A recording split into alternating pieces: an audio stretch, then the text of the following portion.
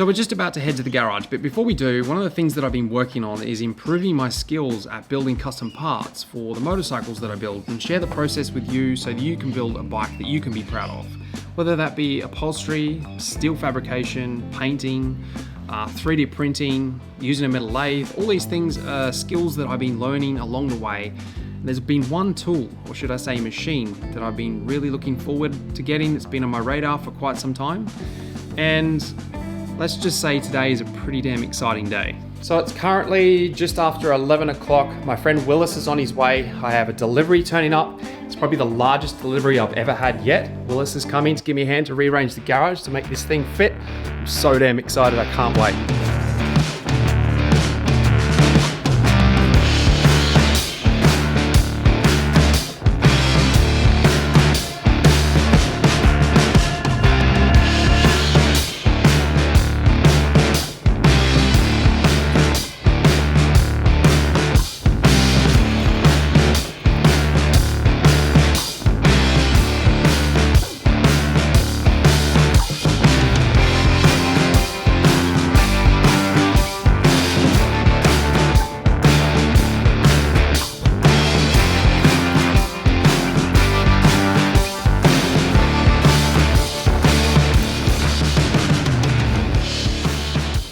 I learn from doing more than I do watching, making mistakes and learning from them along the way. When I was a kid, I saw my dad using tools like an electric drill, for example. My parents eventually got me my drill of my own. It was one of those wind-up things, you know, the wind-up on the side, a bit like an egg beater. I grew up with a dad as a woodworker, and he made this Japanese-inspired timbered coffee table. It was the perfect height to test out my new drill. And I did. I was about 4. So I've just got back from the aluminium supply place, and as you can see, I've got myself a big chunk of aluminium here. I'm a little bit nervous and probably a touch intimidated by this machine. But after putting it together, there's nothing to it but to do it. So let's give this a go and see what we can come up with. So what we have here are 3 pieces of the aluminium. This is the material I'm going to use. This is the template. This is the 3rd version of the template. The first 2 were way too elaborate. I decided to chop them down and keep them really straight lined, and this will make it a lot easier to build, a lot faster to build, great for a first project. So this will be something that hopefully by the time it's finished, it works out the way I wanted it to and it's functional. So let's give it a go.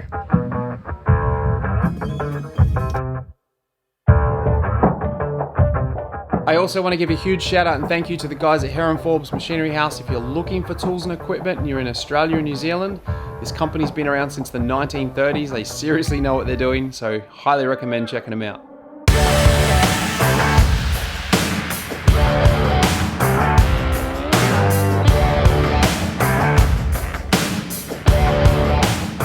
The simplest and easiest way for me to explain what a mill drill is it looks very similar to a drill press, but a drill press has the ability to drill a hole, whereas a mill drill has the ability to turn that hole into a slot or a pocket.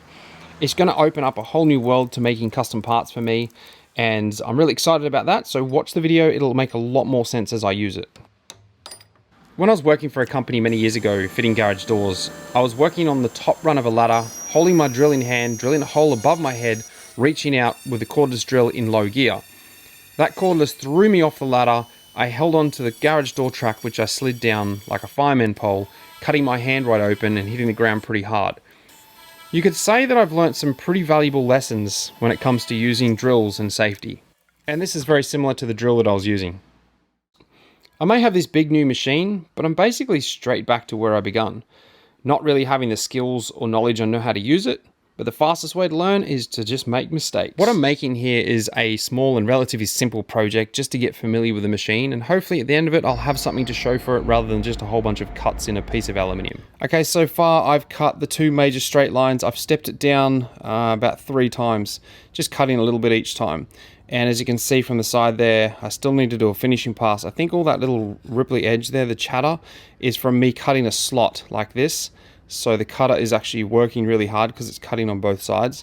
But once I'm doing a finishing pass, it'll only have to cut on one side. So it should hopefully clean all that up. The other thing I've noticed is I've had to tilt the machine because all the coolant, this stuff here, the oil, has been banking up that end, and it needs to go that end because that's where it drains down. You can see that pipe down there.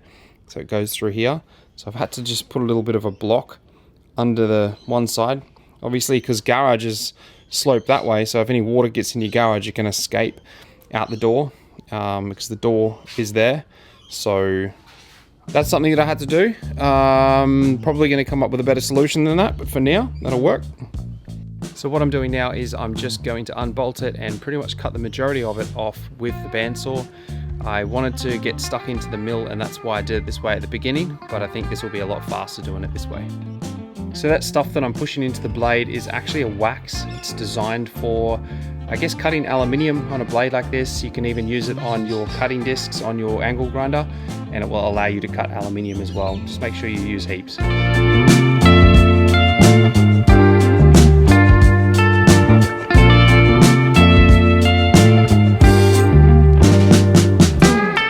Well, it's definitely a steep learning curve. So the overall shape is looking pretty good. As you can see, I figured out how to get that final pass nice and smooth. So this side's nice and smooth. Whereas you can see the lines here, that's where I was joining this up to this. I didn't know where to stop. It was going and then I was like, oh, about there. So I've got to figure out how to do that. Something that I don't know how to do yet. Same thing with this one here. I can always tidy it up later with the belt grinder or something, or sander, or, you know, file it down. That's not a problem, but I want to know how to do it on this machine, and that's the challenge. These are the things that I've got to learn as I pretty much make things.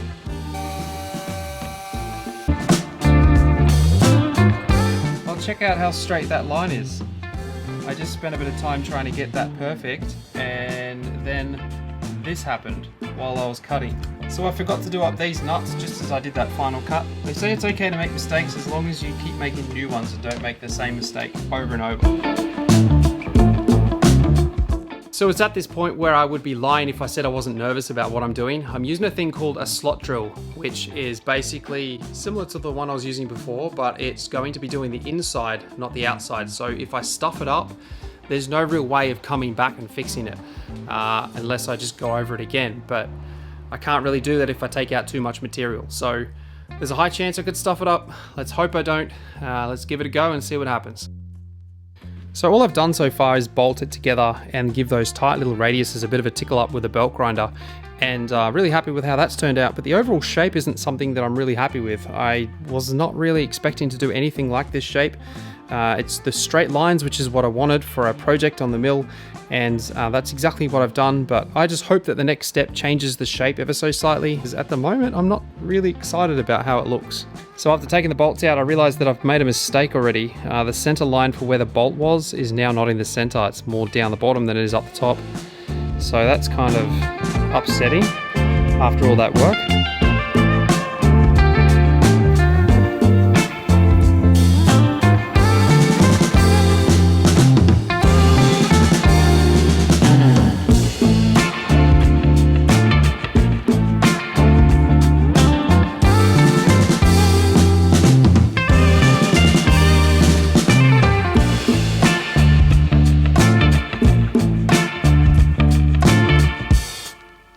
So just as I thought I was going so well, the depth here, it started to really go a lot deeper in one section on this end. As you can see here, the step, it's almost double to what the other one was. So I'm not sure what happened. I don't know if this has actually moved in the collet and come down, or whether the clamped piece, the work piece that I'm working on, has actually moved in the vise, or what's happened. But now I'm going to have to try and match the other one to this one and go to the deepest point, which is probably double what I was originally going to do. Oh well, these things happen. See if we can fix it. So it's currently the next day. I've been to the gym, grabbed my coffee. Let's get into it.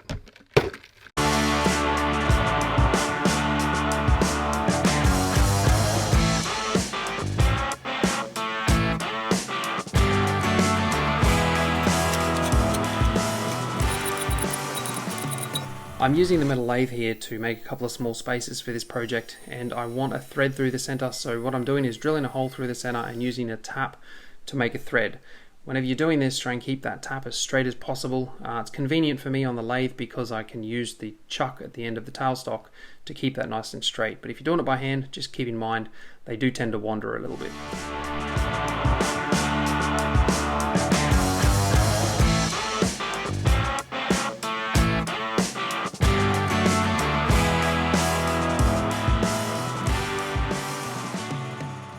So this is the last piece of the puzzle, which is actually the mounting piece that keeps the two pieces together, as well as mounts it to the wall.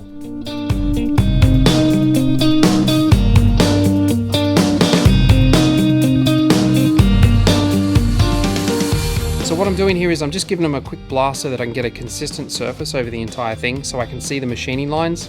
I feel like I've kind of made a bit of a mistake here. So as you can see now, it's consistent color. You can see all the little highs and lows from the machining, and all the way through the center there, it's nice and perfect. And then once again, at this end, it's doing the same thing, which makes me realize I did stuff up because I didn't support the ends. I had this part in the vise where my fingers are, and the ends were just kind of just like flopping in the breeze, which were probably moving ever so slightly up and down, causing those machine lines. So you live and you learn. I've made a mistake. Now let's see if I can fix it, hopefully.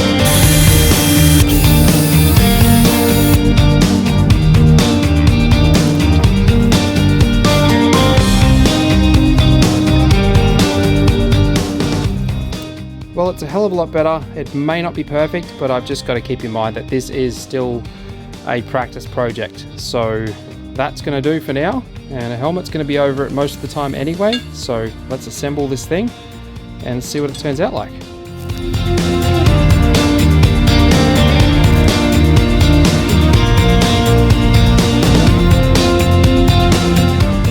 So after putting all that work in and then changing the design so that I could make it a little bit easier to build and also painting it, I just hope that once I mount this to the wall that it actually works.